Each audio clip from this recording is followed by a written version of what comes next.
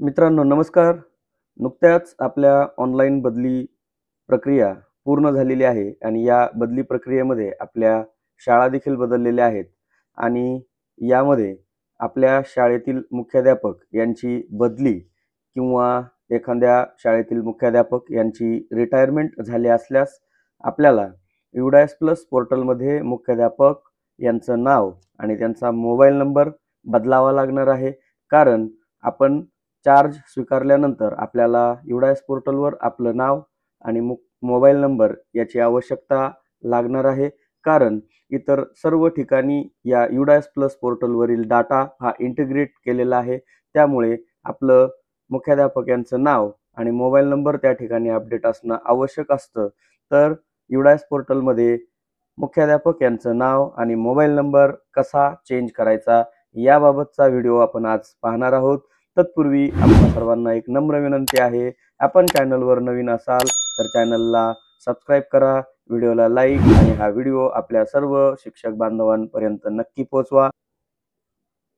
सर्वप्रथम आपल्याला आपल्या लॅपटॉप किंवा कॉम्प्युटरचं क्रोम ब्राउझर या ठिकाणी ओपन करून घ्यायचं आहे. आपणास मोबाईलवर हे काम करायचं असल्यास आपण क्रोम ब्राउझर ओपन केल्यानंतर उजवीकडील 3 टिंबांना क्लिक करायचं आहे. तिथून डेस्कटॉप साइट ह्या ऑप्शनला आपल्याला क्लिक करायचं आहे. व्हिडिओमध्ये जशी स्क्रीन आपल्याला दिसते तशाच प्रकारची सेम स्क्रीन आपल्याला या ठिकाणी दिसेल. यानंतर आपल्याला युडायस प्लस असं सर्च करायचं आहे. युडायस प्लस सर्च केल्यानंतर आपल्याला udasplus.gov.in अशी वेबसाईट दिसेल. या ठिकाणी आल्यानंतर आपल्याला उजवीकडील log in for all modules यावर आपल्याला क्लिक करायचं आहे. क्लिक केल्यानंतर आपल्याला इथे स्टेट आपलं निवडायचं आहे. निवडल्यानंतर या ठिकाणी गो या बटनाला आपल्याला क्लिक करायचं आहे. इथे आल्यानंतर आपल्याला युडायस प्लसची वेगवेगळी मॉड्यूल्स आपल्याला या ठिकाणी दिसतील.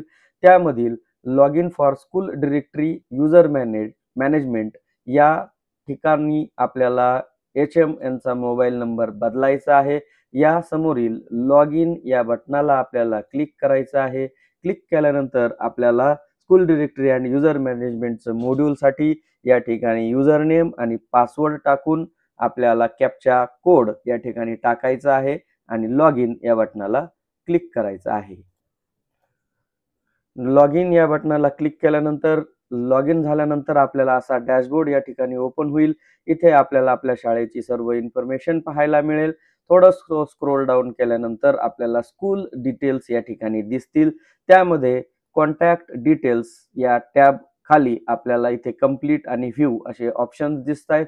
त्यामधील आपल्याला कॉन्टॅक्ट डिटेल्स बदलायचे आहे. या समोरील व्ह्यू या बटनाला आपल्याला क्लिक करायचं आहे.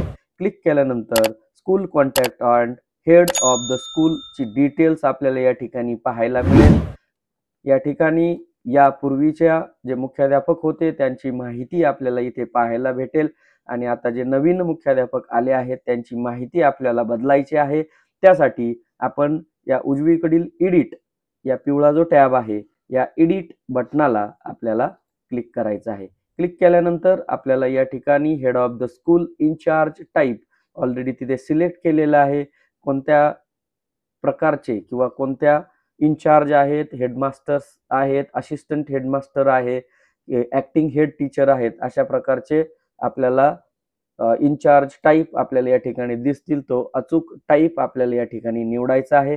त्यानंतर head of the school name मध्ये आपल्याला नवीन मुख्याध्यापक यांचं नाव या ठिकाणी टाकायचं आहे.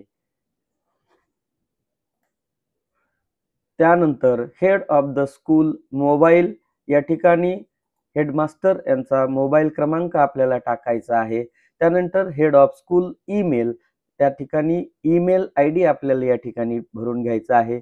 Is respondent detail same as head of school. जर मुख्याध्यापकांऐवजी आणखी जर आपल्याला इतर जबाबदार व्यक्तीचं नाव किंवा नोडल टीचरचं नाव आपल्याला या ठिकाणी टाकायचं असेल तर आपण या जो चेकबॉक्स आहे या ठिकाणी क्लिक करू शकता. इथे रिस्पॉन्डंट टाईपमध्ये आपण जे कोणी टीचर किंवा जे कोणी रिस्पॉन्सिबल व्यक्ती आहे, स्कूल ॲडमिनिस्ट्रेशनचा स्टाफ आहे, इनचार्ज फ्रॉम ब्लॉक आहे, यापैकी योग्य तो पर्याय आपण या ठिकाणी निवडायचा आहे. जे रिस्पॉन्डंट आहेत त्यांचं नाव आपण या ठिकाणी टाकायचं आहे आणि जर हे दोन्ही काम एकच व्यक्ती करणार असेल तर इथे या चेकबॉक्सला क्लिक केल्यानंतर दोन्ही व्यक्तींची माहिती त्या ठिकाणी आपल्याला ऑटोमॅटिक येऊन जाईल आणि जर त्यामध्ये बदल करायचा असल्यास आपण या ठिकाणावरून इथे नवीन रिस्पॉन्डंट नेम टाकू शकता।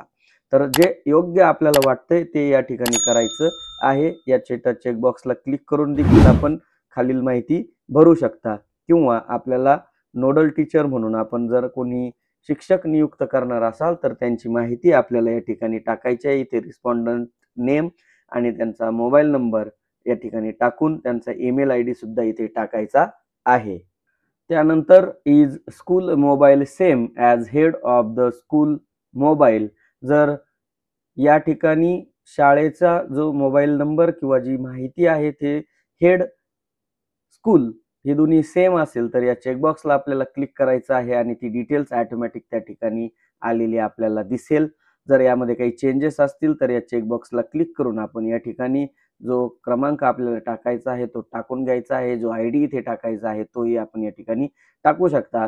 परंतु जर हेड टीचरचा आणि दोन्ही इन्फॉर्मेशन कॉन्टॅक्ट डिटेल्स सेम असेल तर या चेकबॉक्सला क्लिक करून आपण दोन्ही इन्फॉर्मेशन ऑटोमॅटिक इथे फेच होतील आणि याला अपडेट करायचं आहे। इथे अपडेट केल्यानंतर आपल्याला school contact details updated successfully असा हिरव्या रंगामध्ये मेसेज आपल्याला आलेला दिसेल आणि या ठिकाणी ते नाव देखील आपल्याला बदललेलं दिसेल।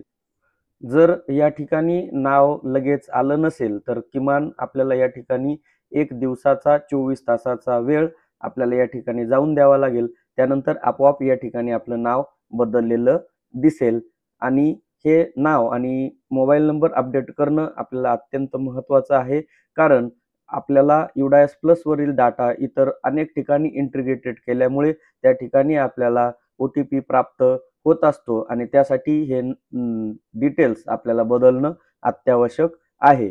व्हिडिओ आवडल्यास व्हिडिओला लाईक करा, चॅनलला सबस्क्राईब करा आणि हा व्हिडिओ आपल्या सर्व शिक्षक बांधवांपर्यंत नक्की पोहोचवा।